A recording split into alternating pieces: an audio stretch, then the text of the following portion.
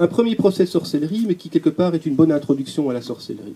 Alors c'est un procès qui a eu lieu dans les années 2000, et pour lequel j'ai été quelque part personnellement impliqué, engagé, mais pas au sens anthropologique du terme, dans le sens où l'avocat principal de l'accusé, qui n'était personne d'autre que Maître Pierre, qui était l'avocat de Dutroux, m'avait invité à prendre position en tant qu'expert culturel dans une affaire de sorcellerie, mais dont je ne savais à peu près rien au moment où j'étais appelé par la cour d'assises de Liège.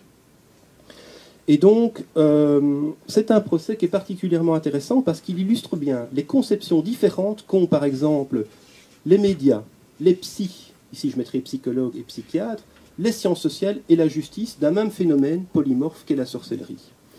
Alors, donc, l'affaire en question, il s'agissait du procès d'un jeune homme de 35 ans, Léo, je l'appellerai ici, et donc qui, pour des raisons qui nous importaient évidemment d'éclairer, avait à un moment donné frappé et étranglé à mort sa tante, Jasmine, qui habitait pas très très loin de chez lui, et qu'il considérait comme la sorcière étant à l'origine de tous ces problèmes. Et donc Léo, tout au long du procès, va justifier son acte évidemment horrible, puisqu'il assassine sa tante en lui frappant à coups de bûche sous la tête. Léo va justifier son acte en disant que sa tante était la sorcière et donc qu'elle était responsable de tous ses malheurs et que ce sont les différents parapsychologues qu'il avait consultés avant qui lui avaient dit que sa tante était une sorcière. Donc voilà à peu près les faits. Donc Léo met à mort sa tante en rentrant un jour chez elle en disant je sais que tout ce qui m'arrive, et on verra ce qui lui est arrivé au cours des deux années qui ont précédé cet acte sordide, je sais enfin que tout ce qui m'est arrivé, c'est de ta faute, avoue. Et donc il l'étrangle, sa tante ne veut pas avouer, il prend un tissonnier, en fait pas une bûche, et donc il lui frappe sur la tête jusqu'à ce que mort s'en suive, comme on dit dans la littérature concernée. Et donc je suis appelé à la base, à la barre, pour témoigner en tant qu'expert culturel dans une affaire de sorcellerie. Alors, pourquoi on m'appelle à la barre? Parce que quelques semaines avant, j'avais accordé une interview à Pascal Gruber, journaliste au Vif l'Express à ce moment-là, sur le travail que j'étais en train de réaliser sur le terrain à ce moment-là.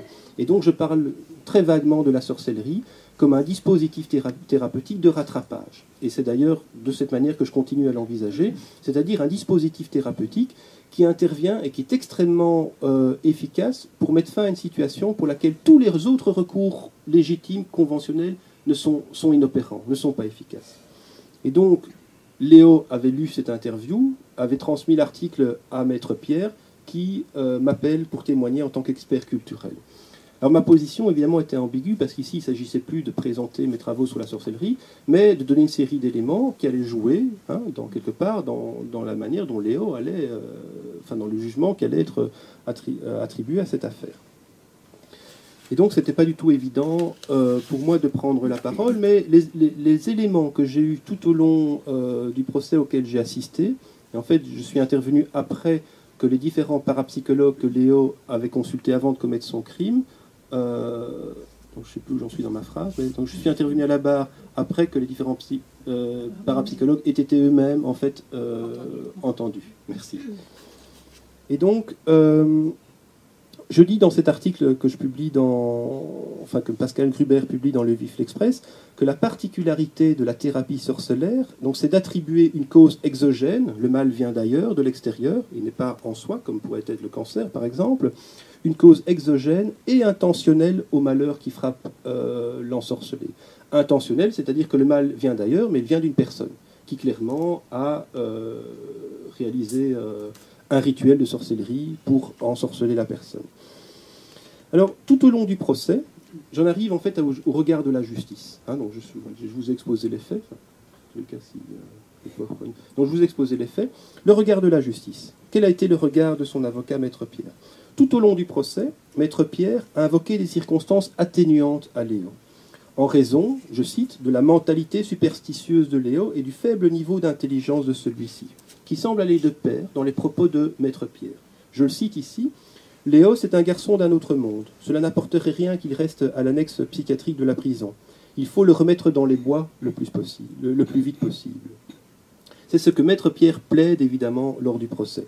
Et je dirais, de la même manière, refuse à Léo d'occuper sa place dans le monde des personnes qui ne sont pas si archaïques que ça, quelque part. Il lui refuse une place dans le monde en quelque sorte, hein.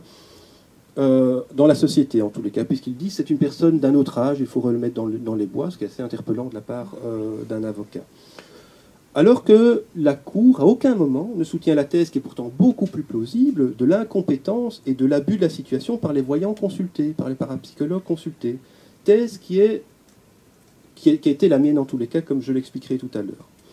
En fait, Léo, évidemment, refuse d'occuper cette place méprisante, hein, d'homme des bois, et persévère dans ses accusations à l'égard des différents voyants et parapsychologues qu'il a consultés, et qui lui auraient, selon lui, clairement désigné sa tante comme étant la sorcière, comme étant une sorcière, le poignardant dans le dos, pour reprendre les mots de Léo, qui apparemment serait emprunté au parapsychologue qu'il a consulté. Alors, je vous passe la plaidoirie des différents voyants et psychologues, mais tous nient avoir même parlé de sorcellerie à Léo, alors que certains d'entre eux disent lui avoir donné par exemple des effigies de Saint-Benoît, lui avoir conseillé d'aller chercher de l'eau bénite, etc. Clairement des éléments qui interviennent dans une thérapie sorcellaire. Et donc il est clair que la médaille de Saint-Benoît, en fait, a un rôle sorcellaire, puisque la médaille de Saint-Benoît est supposée agir comme un paratonnerre des sorts, et donc protéger la personne qui la détient comme une protection en matière d'agression sorcellaire. Donc il était évident que les parapsychologues aient en tous les cas mis Léo sur la piste de la sorcellerie. La presse, j'en arrive à la manière dont les médias prennent quelque part parti dans ce procès. Alors, lorsque surviennent les faits qui causent la mort de sa tante, Léo habite à une 50aine de mètres en fait, de la maison de sa tante. Tous les deux se situent dans le village d'Ewai, hein, le fameux monde sauvage d'Ewai. Vous verrez qu'on n'est pas très très loin de cette image du monde sauvage d'Ewai, puisque Ewai, c'est donc un bourg, un petit village qui se situe dans le Condro, hein, enfin, à cheval entre le Condro et l'Ardenne, qui est un gros bourg au sud de Liège, hein, c'est comme ça qu'on le présente, et qui compte à peu près 10 000 habitants, en tous les cas à l'époque. Et donc, Ewai est situé dans le creux de la vallée de l'Amblève, hein, qui est une région magnifique, qui est une région qui est aussi présentée dans les ouvrages de folklore et d'histoire comme une terre propice à la sorcellerie. Lorsque vous lisez des ouvrages comme l'Ardenne superstitieuse de Louis Banneux, la vallée de l'Amblève est considérée comme la terre, le berceau de la sorcellerie wallonne. Et donc c'est cette image, en fait, d'une Ardenne superstitieuse, hein, d'une Ardenne qui croit encore en la sorcellerie, que les journalistes, en fait, vont poser en toile de fond au procès. Je le disais tout à l'heure, que les guérisseurs, comme les sectes, mais aussi la sorcellerie, font partie, je dirais, des objets un peu passionnels, hein, que les médias s'empressent souvent de prendre, et les médias, en fait, souvent le font, je dirais, sans avoir lu, enfin, prennent la parole et donc présentent les faits, comme ici un procès de sorcellerie, sans avoir vraiment lu ce que disent les scientifiques, et donc ont tendance, quelque part, à répéter des clichés. Hein, répéter des clichés. Et ici, c'est évidemment une série de clichés que les médias vont reprendre pour donner vraiment une toile de fond au procès. Et alors, ils mentionnent dans leurs articles les légendes de sorcières que la grand-mère de Léo lui racontait lorsqu'il était enfant, ce qui a évidemment eu pour effet de présenter la vallée de l'Amblève comme une espèce d'isolat culturel, coupé du monde, coupé de la marche du monde, et qui aurait en quelque sorte façonné la mentalité de Léo. Alors, la notion de mentalité est importante, puisque les premiers anthropologues pensaient que seules les personnes qui ont une mentalité un peu différente de la mentalité scientifique pouvaient encore croire en la sorcellerie. C'est un terme qui est évidemment très chargé en sciences sociales. Et donc tout se joue pour les journalistes comme si l'intérêt premier de l'affaire était de pouvoir démontrer, on dirait, ce que j'ai appelé les déterminants villageois de la croyance en la sorcellerie. Plutôt que, je dirais, plutôt que d'envisager le procès de Léo comme finalement une sombre histoire familiale qui tourne au drame. Évidemment, présenter les choses comme la conséquence de la mentalité superstitieuse des habitants de la vallée de l'Amblève, est beaucoup plus porteur d'un point de vue idéologique, parce que ça permet de localiser dans un village reculé de l'Ardenne ceux qui croient encore en la sorcellerie. Cela fait partie d'un procédé idéologique qui est omniprésent dans les médias, à chaque fois qu'ils parlent de la sorcellerie, mais qui est aussi présent dans les ouvrages de folklore et dans les ouvrages de personnes qui en fait, n'ont jamais collecté de données de première main sur la sorcellerie, bien entendu. Les journalistes évoquent à peine en fait, la détérioration des relations sociales de Léo, qui est clairement je dirais, un facteur déterminant, puisqu'en l'espace de 2 ans, l'épouse de Léo demande le divorce, lui reprochant de n'avoir aucune vie de famille et de se réfugier de longues promenades en forêt, etc. Mais durant les 2 années, Léo perd aussi sa grand-mère, qu'il appréciait particulièrement, il perd son oncle et son seul ami, Marcel, qui était pour lui comme un second père. Et pour couronner le tout, il perd son emploi à la commune d'Ewaï. Enfin, à la commune, je ne sais pas si c'est la commune d'Ewaï, mais en tous les cas à la commune. Durant cette période noire, évidemment, Léo sombre dans une profonde dépression, ce qui se soldera par un séjour dans un hôpital psychiatrique, événement biographique évidemment très important, mais qu'à aucun moment les journalistes ne prennent en compte comme un élément qui aurait pu jouer un rôle et qui pourrait expliquer l'état psychique dans lequel se trouve Léo au moment où il assassine sa tante. Événement biographique qui néanmoins est repris par les différents experts, je dirais avec des guillemets, que sont les experts psychologues appelés à témoigner de l'état mental de Léo. J'en arrive à la manière dont les psys, en fait avec des guillemets, ont donné leur avis sur le procès qui nous concerne ici. Alors, Léo donc va être examiné par un psychiatre, un expert psychiatre bien connu des milieux psychiatriques liégeois, et ensuite par un collège de psychologues.